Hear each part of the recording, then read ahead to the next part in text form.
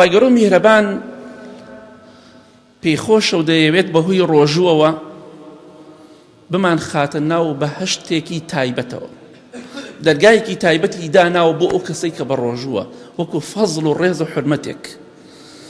لە حەدیثێکی صحیح بخاری مسلم داهاتۆ خۆشەویستی خوا فەرمێ صلی الله عليه وسلم لە بەهەشتا کە هەشت دەرگای هەیە، دەرگایەکە ناوی دەرگای ڕەیانە، چونکە لە دنیادا تینود بووە، خوای گەورە لەوێدا تێر ئاوت دەکات.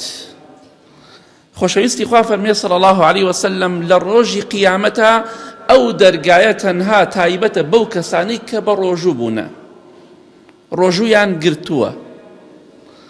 هیچ کەسێک لەو دەرگایەوە ناچێتە ژوورەوە ئیلا کەسێک لە دنیادا بە ڕۆژوو بوو بێت، ئەو دەچێتە ژوورەوە. ئەوەی بە ڕۆژوو نەبوو بێت شمولی ناکات.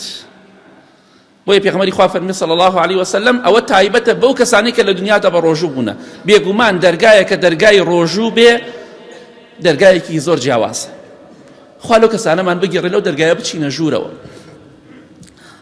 جاوەرە بیرێ بکەرەوە. خوای گەورە میهرەبان لە مانگی پیرۆزی ڕەمەزاندا دەرگاکانی بەهەشت دەکاتەوە، دەرگاکانی دۆزەخدا دەخات. باشە تۆ بیرێ بکەرەوە خوای گەورە میهرەبان لە مانگی ڕەمەزانە دەرگاکەمان لێ بکاتەوە دەرگای بەهەشت.